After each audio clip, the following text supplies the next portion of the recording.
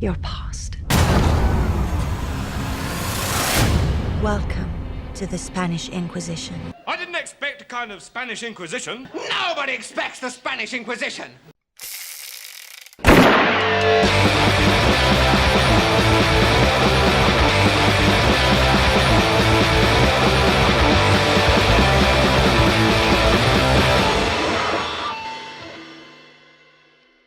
Hello and welcome to another episode of Shots Fired. Today we're reviewing the adaptation of the video game Assassin's Creed. Brilliant. As a bit of a change of format, why don't you explain at least the premise of the game first, and then maybe talk about what the film is. Well, I am the resident Assassin's Creed expert here. So essentially what the game is about is you have, the first few games are about anyway, is about this regular dude, Desmond Miles, who gets abducted by this company and put into this machine called the Animus to relive the memories of assassins in the past, who are this group of people fighting for freedom. The company wants him to locate these artifacts for them to basically take over the world. Okay, that sounds really interesting and quite original. So why don't you give people the premise of the film?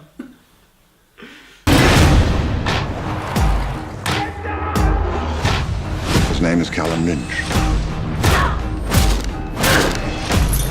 We've traced his bloodline back 500 years to the Assassin's Creed.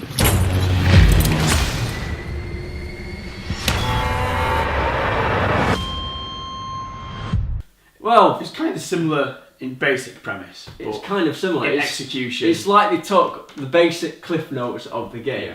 Like, Abstergo and like the Templars are bad, assassins are good. And they just turned it into this monstrosity. Oh, it's a mess. Film. Very simply put, it's a mess. I'll give my basic summary now. This is a mess of a film, and there is not a single redeeming quality, or at least a considerable redeeming quality anyway. Well, this is just for me, there are two things that are praiseworthy. Number one, just barely, is the parkour, because even though it's the parkour, the directing of the parkour is terrible, but the parkour itself is not worthy, just because I imagine that would have taken quite a lot of well done stunt team. Well done stunt team. And the other one is the production design, the costume design, the aesthetics, all that. All that was really cool. Apart from that, though, everything else, every other component fails. It's not even like with some films where you watch it. Maybe The Accountant's a good example of a film actually where there's a good premise there, decent enough story. You could pick apart some of the little things, but it's not bad overall. It's not even that. It's just bad from the foundation. The very structure of this film. I know it was incredibly. It was flawed. abundantly clear watching this film that nobody involved cared about it at all. Michael Fassbender has never played an Assassin's Creed game. True. And I don't think the director has either. I mean, I remember in an interview before the film came out, Michael Fassbender said that he fell in love with the script, which basically means he fell in love with the paycheck. He fell in love with those zeros. So everybody involved with this film should be ashamed of themselves, because there is potential here. There's potential for a good film, and very occasionally that potential shines through, but they didn't care enough to realise that potential. Brilliant. But yeah, I'd compare it to this Duncan Jones film, Source Code. Very similar premise in that you have this protagonist who's in the present day, but he's then being put into this mechanic which puts him into the past. And then the majority of the film is set in the past, with the present day as a structural, narrative kind of tool. The story which unfolds in the past, you then use the revelations of the plot and the story to influence the character. And then by the end of the film, the character has an arc because of what he's experienced, and then that affects the plot in the present day. So that's like a nice sort of way of writing a story, and I think Assassin's Creed, it really could have done with something like that. What we got instead, though, with Assassin's Creed was a film where, for the most part, the protagonist he is in the present. We don't get very much of the character in the past, and it's really bad for the film, because it means that when we do go through the past, you don't care about the action, what's going on, because he has no influence on it. And there's not much revelation to be had there, and the character's not having much of an arc either. So I think that they really should have looked at Source Code, and obviously there's a slight difference in that Source Code. You influence the past, Assassin's Creed, you're a passenger within the past, so you've got to make sure that the character within the past of Assassin's Creed is relatable and is interesting, and you've got to work on that. In this, he wasn't. He was just a guy who could kill people and look cool doing that. But yeah, they need to spend more time with the character in the past. Exactly, but you bring up a good point there, in that this style of storytelling can be done, and it has been done this year in a film called Nocturnal Animals, which we both loved. Absolutely. And so the fact that this film failed has nothing to do with the fact that it's a video game adaptation. Yeah. I mean, maybe that... But and I would argue that video games, they've become so cinematic these days anyway, like Mass Effect, Uncharted. Assassin's Creed Uncharted. Yeah. There's just no... that's not the reason. The fact that it starts off as a video game is not the reason at all. No. It's more of a case of management and production, I would say, and execution. Pretty much, yeah. Yeah. Because of the way it's structured, this film, the way it's structured, it's paced, it's edited, you've got a story which is just uninteresting, very predictable, a lot of subplots going on that you're just not interested about, and you don't spend enough time in the past. That's two shots. You've also, this therefore affects the characters and how invested you are with the characters. And in this case, you're just not invested. I mean, acting, writing, dialogue and all that sort of stuff aside, even just based off the story, you could never be invested in these characters because of the way it's paced, the way it's set up, the way it's structured. So I would argue that's 4 shots in total, all down to the basic editing and storytelling going on here. As you can see, my co-presenter is incapacitated from that. Four shots. I'm not feeling that great either, to be honest. But I think the next thing we should touch on is the writing of the characters and the dialogue, because when your story is crap, you could still maybe save it by having likeable, well-written characters. Yeah, I mean, maybe this is a little harsh, but maybe look at The Hateful Eight. I wasn't a fan of the story, but I would watch it again just because I love how well written the characters were, and you could actually comment on the characters within that film, I think.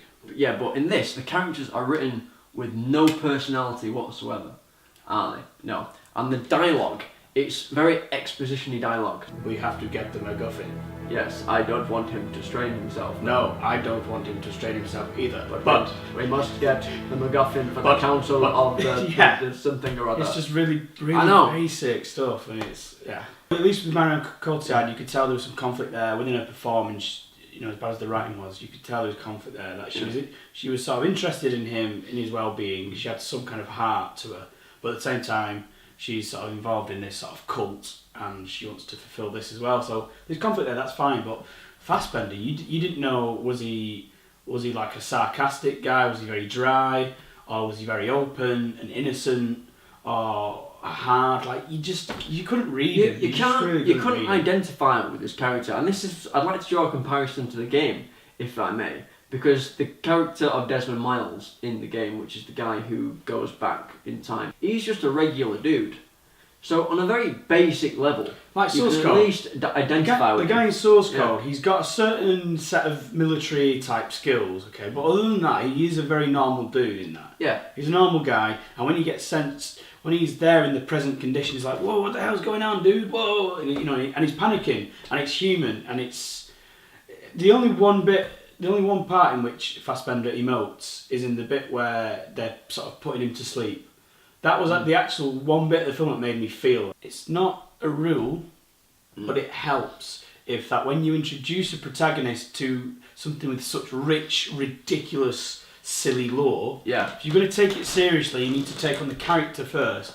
And if you're going to be invested in that character, show the character in a normal environment, like Rey in Star Wars, or Luke in Star Wars. Or Harry Potter. Or Harry Potter even. Yeah. Brilliant example. Show him in a normal environment, show him how he reacts to things, let us be on board, let him be the vessel for us to experience this new lore. Instead, we're not involved with him, we're not invested with him, and they just put this lore in there and you just expect it to just sort of take it. And it's like, no, I'm not going to take it, because it's boring, because you've not given us a character we can enjoy it with. Assassin's blade. This is the actual one that your father used to take your mother's life. He's here, you know.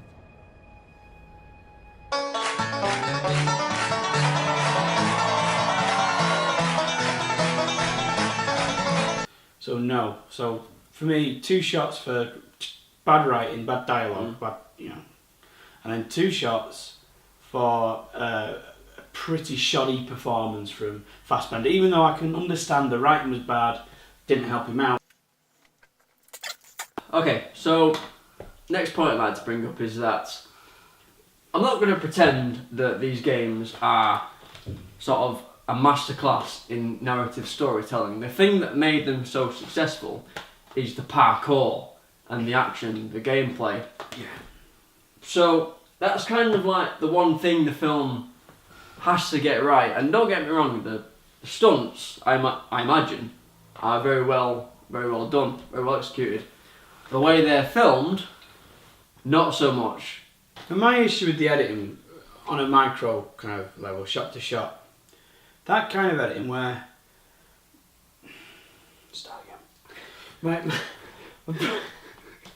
But probably the editing on a shot per shot basis was you'd see a guy, he'd be jumping off a building, and then you'd think, okay, it's going to show him landing a certain way, but it'd cut to a different angle, and you go, oh, hang on, that's not how I thought it was going to play out.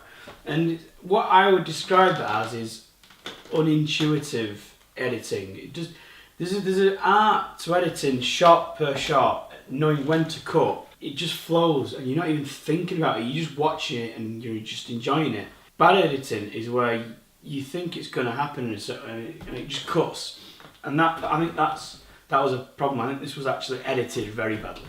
Another comparison I'd like to make, there's an action scene where there was a chariot, and he's jumping from horse to chariot, and it works out okay. So it's a very similar scene to The Last Crusade, Indiana Jones. Very similar to that, so I'm going to compare it to that. Indiana Jones Last Crusade, it's Spielberg, so you can see every bit of action play out, wide shots, mid shots, and you can see the violence, you can see the action. In this, it's all kind of like happening up close. It's all kind of like, it's like, and then, so it's like, what's the point in having this grand sort of like set piece? What you saw there, that was the clarity of what the action scenes was in the film. So directors, look at what he said. More clarity. We should just take the 2 shots now. Yeah. So, there's this recurring problem that I have with a lot of films these days, where you have alone on a hill. The man with the foolish grin is keeping perfectly still, but nobody wants to know him. You can see that he's just a fool. You have CCTV footage and the security footage that's on a monitor somewhere, and it's cinematic. It's not actual CCTV footage. This is probably the worst example I've seen of that, because there's a tracking shot of Jeremy Irons and Michael Fassbender walking down a corridor together, and then in the very next shot there's a shot of Marion Cotillard looking at a monitor, and it's on the monitor, it's that exact same shot, that exact same tracking shot of them walking down the corridor. It's all cinematic. How lazy do you have to be? It's insane how much they did not give a crap about making this film. It's just so lazy, and I hate it when it happens in a film, so I'm going to take a shot for that. And finally, how stupid are these baddies, this company Abstergo? They put this giant ass window that's got no glass, and Michael Fassbender is running towards it, and he's all disorientated. When he escapes the hospital, they let him run away. They say let him go, but he's all disoriented, and he goes towards this window. But he's all confused. It's the scene off like Wolf of Wall Street, isn't it? The way he's on the lewds. He's like exactly. Yeah, he's got like no control of his limbs. Yeah. But they just let him go. They let him go over to this window and just stand right right on the edge because there's no glass there, is it? He could just fall right off. Well, I'll tell you what. What if he'd just been disoriented and he'd just fallen off and died? Like, hang on, you take a shot for that, and then I'm going to take a shot for this little minor gripe here, right? okay. Again, yeah, stupid things like what as a company with a load of assassins captured in their cells. By the way, spoiler alert. Who gives a crap? Spoiler alert. So you know, why would you have all these weapons like just there on display when you know these assassins could just like pick them up at any time and just like use them to fight people? Like, you're just asking for it. So yeah, just stupid little things like that. A single shot. So.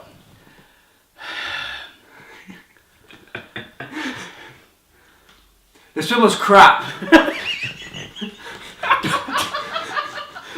Don't go see it.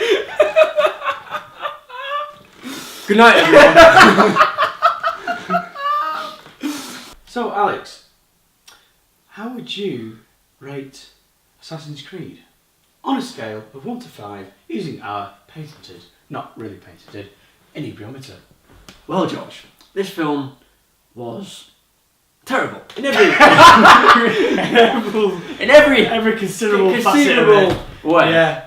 So, if I had to break down everything that was wrong with this film, I would probably die.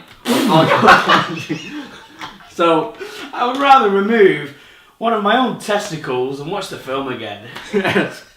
But I could not give this film anything other than a 5 out of 5. Brilliant. Which is the worst, the worst rating we can give a film. Yeah. Don't go see it. Yeah, overall, to reiterate what I said at the beginning, it's a total mess. There's not a single considerable redeeming quality to this film. It's a 5 out of 5 on our scale. Don't watch it. I'm wasted and I am out.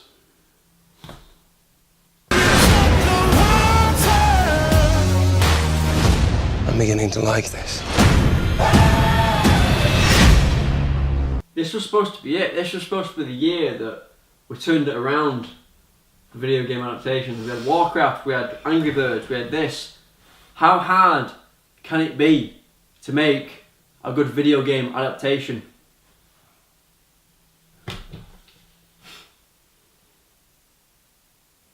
I've got it. What you do is, I've had this idea for a while. What you do is, you take Indiana Jones, and what happens is, Indiana Jones he's like in his 70s or 80s, in the 1980s, and as flashbacks for the film, you have a young adventurer, archaeologist type, and he's like speaking to Indiana Jones. He's like, "Oh, dude, I like architecture," and he's archaeology, and he's like, Indiana Jones is like, "Oh, I like archaeology, and I'll tell you how to archaeologize." I'm already on board. That's just flashbacks. That's just like a peppering of flashbacks throughout. But guess who the child is? You've got the 80-year-old Indiana Jones, played by Harrison Ford. Yeah. Guess who the actual architect is young? I think I know where you're going. In present day, guess who he is? Nathan Drake. Boom.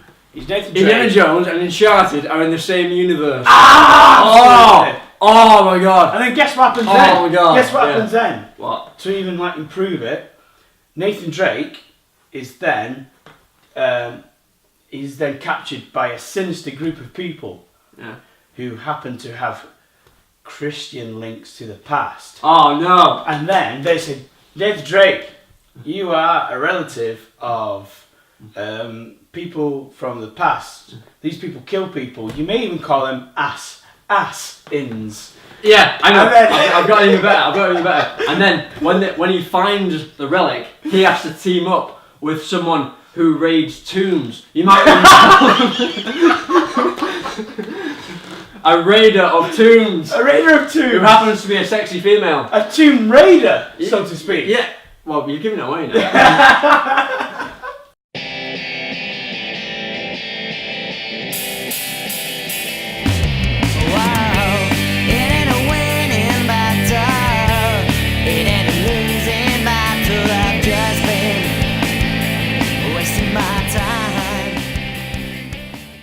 So, Bryan Lomax, you're doing a fan Oscar voting thing, yeah? We love what you're doing. I think your insight on films is worth listening to. Here are our votes. At least we'll do them singly For your For- version of the Oscars and for your awards. Yeah. Best actor for me, I've got Jake Gyllenhaal in Nocturnal Animals. I just thought it was a really good choice. good performance. Best actress or actor who is female, Amy Adams for both. I mean, Arrival, yeah, but even Nocturnal Animals to an extent, she was great in that. Best director, Ben Wheatley in High Rise. That was just a really good film. Best original screenplay, I'm going to go with The Lobster. Now that's one of those kind of you mentioned this. It's one of those awkward films where it's 2015, 2016. Like everyone in that film, they speak like they're possibly autistic. If I can say that. Like they speak very obviously, very direct. And I thought the way it was written was really funny. If you're not counting that though, Green Room, another great original screenplay. Finally, best film. It seems a bit of a basic choice, but I think Civil War, the Marvel Captain America Civil War film. I mean, it's basic, it's obvious, but I liked how they managed to sort of juggle all these different characters that we love as fanboys, or at least me anyway. And they managed to give us a story that we're invested in. There's actual stakes. There's genuine character motivations. And, there's a decent story and an interesting villain there as well. And great action. Absolutely superb action. So, for me, it delivered a film which it's probably the most memorable film of this year for me. It's the most film I will re-watch. So yeah, I'm going to give it to Civil War. That's my favourite film of this year. That's good. I've also got my own nominations. For me, it's my nominations are Best Actor, Kevin Spacey in 9 Lives. Because imagine how much research and method acting you must take to play a cat. So for my Best Actress, I will also give or woman who happens to be an actor. Okay, so my Best Actress is also Amy Adams, not for Nocturnal Animals or Arrival. But they were her best performances of the year, surely. Batman v Superman. Just for entertainment value, because, I mean, wow, what a journalist. She was able to javelin. She was able to figure out that Lex Luthor was the bad guy. Wow! That little fucking... Such fucking talent. And don't forget that memorable scene where she fell into a pool and had to get rescued. Yeah. What a credit to female characters anyway. Okay. Yeah. Best Director. Who was yours again? Mine was Ben Wheatley. I can't remember if I went over this. But Ben Wheatley for High Rise.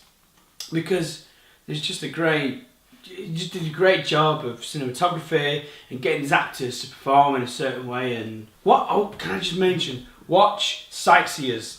It's a really good film. That's great. But it's one thing for a talented director to make a great film, but it's another thing for a shit director to make an okay film. Which is why I want to nominate Michael Bay for 13 Hours.